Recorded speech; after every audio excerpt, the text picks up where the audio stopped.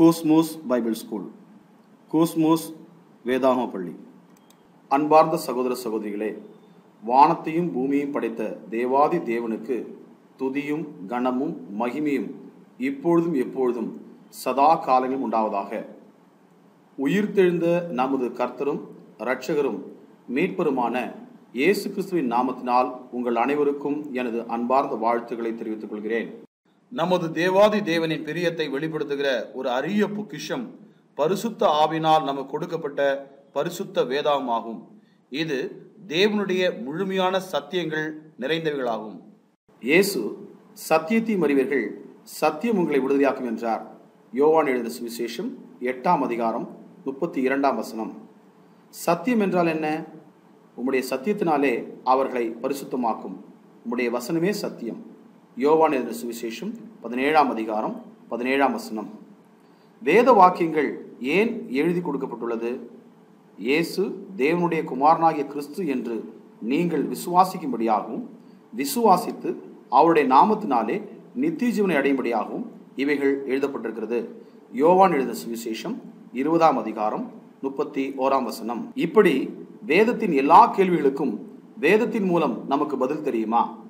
இப்படிப்பட்ட கேள்விகளுக்கு மனிதர்களின் யோசனைகளையும் அபிப்பிராயங்களையும் எண்ணங்களையும் யூகங்களையும் பதிலாக பெற்று திருப்தி அடைகிறோமா? அல்லது வேதவசனத்தை ஆராய்ச்சி செய்து பதில் பெற்றுக்கொள்கிறோமா? தங்கள் சிந்தனைக்காக சில கேள்விகள் கீழே கொடுக்கப்பட்டுள்ளது. இப்படிப்பட்ட கேள்விகள் எப்போதாவது உங்களுக்கு எழும்பினதுண்டா? இந்த கேள்விகளுக்கு வேதவசனத்தின் மூலம் பதிலளிக்க முடியுமா? இப்படி அநேக கேள்விகள் நீங்கள் பரிசுத்த வேதாகமத்தை வாசிக்கும் போது உங்களுக்கு எழும்பியிருக்கலாம். ஆனால் இதற்கான பதில்களை வேத வசனத்தின் மூலம் பெற்றிருக்கிறீர்களா? என் கேள்விக்கு என்ன பதில்? முதலாம் கேள்வி, மனிதன் தேவ சாயலாகவும் தேவ ரூபத்தின்படியையும் உண்டாக்கப்பட்டான். தேவனின் சாயல் என்ன? அவருடைய ரூபம் என்ன? ஆதியாகமம் 1ஆம் அதிகாரம் 26ஆம் வசனம். கேள்வி 2, தேவன் ஆதாமை நோக்கி, நீ இந்த கனியை புசிக்கும் நாளில் சாகவே சாவா என்றார். ஆதியாகமம் 2ஆம் அதிகாரம் 17ஆம் வசனம். ஆனால் சர்ப்பம் ஏவாளை நோக்கி சாகவே சாவதில்லை என்றது. ஆதியாகமம் 3ஆம் அதிகாரம் 4ஆம் வசனம். ஆதாம் மரித்தாரா?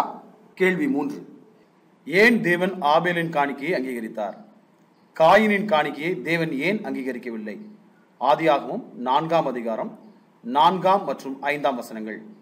கேள்வி 4, தேவகுமாரர் மனுஷகுமாரத்திகளை அதிக சௌந்தரியம் உள்ளவர்கள் என்று கண்டு அவர்களுக்குள்ளே தங்களுக்கு பெண்களை தெரிந்து கொண்டார்கள்.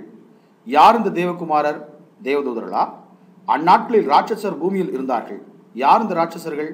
ஆதியாகமம் 6ஆம் அதிகாரம் 1ஆம் வசனம், 2ஆம் வசனம் மற்றும் 4ஆம் வசனம்.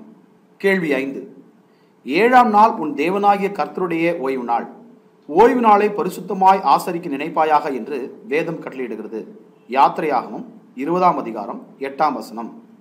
7ஆம் நாள் சனிக்கிழமையா ஞாயிற்றுக்கிழமையா? கேள்வி 6, மரித்தோர் தங்கள் மரித்தோரை அடக்கம் பண்ணட்டும் என்று இயேசு சொன்னார். எப்படி மரித்தவனை அடக்கம் செய்ய முடியும்?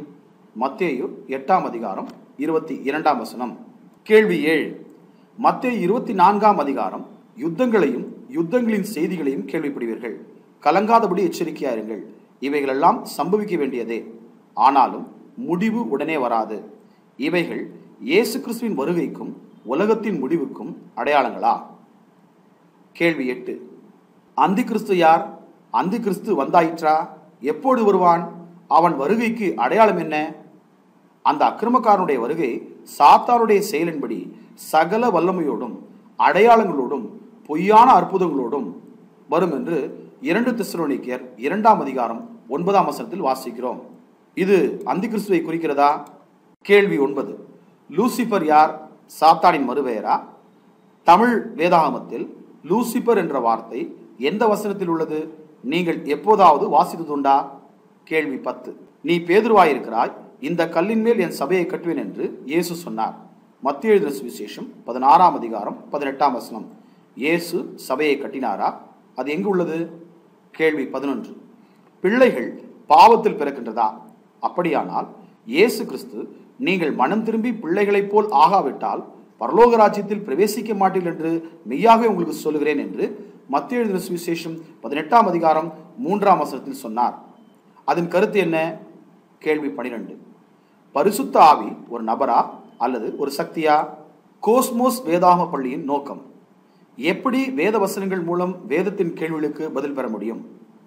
இந்த பள்ளியில் உங்கள் கேள்விகளுக்கான பதில் கொடுப்பது மட்டுமல்ல, பரிசுத்த வேதத்தை எப்படி வாசிக்க வேண்டும், வேதத்தின் மூலம் நமது கேள்விகளுக்கு எப்படி நாமே பதில் கண்டுபிடிக்க முடியும் என்று பயிற்றுவிக்கப்படும். 1 தீமோத்தேயு 2ஆம் அதிகாரம் 4ஆம் வசனத்தில் இப்படி வாசிக்கிறோம். எல்லா மனுஷரும் ரட்சிக்கப்படவும் சத்தியத்தை அறிகிற அறிவை அடையவும் அவர் சித்தமுள்ளவராயிருக்கிறார். இப்படி அநேக கேள்விகளுக்கு பதில் கிடைக்கும்படியாக நீங்கள் எங்களை தொடர்பு கொள்ளலாம். சகோதரர் ஜோ டேவிட். தொடர்பு கொள்ள வேண்டிய கைபேசி எண் 7338957647 மற்றும் 7338957657. நன்றி.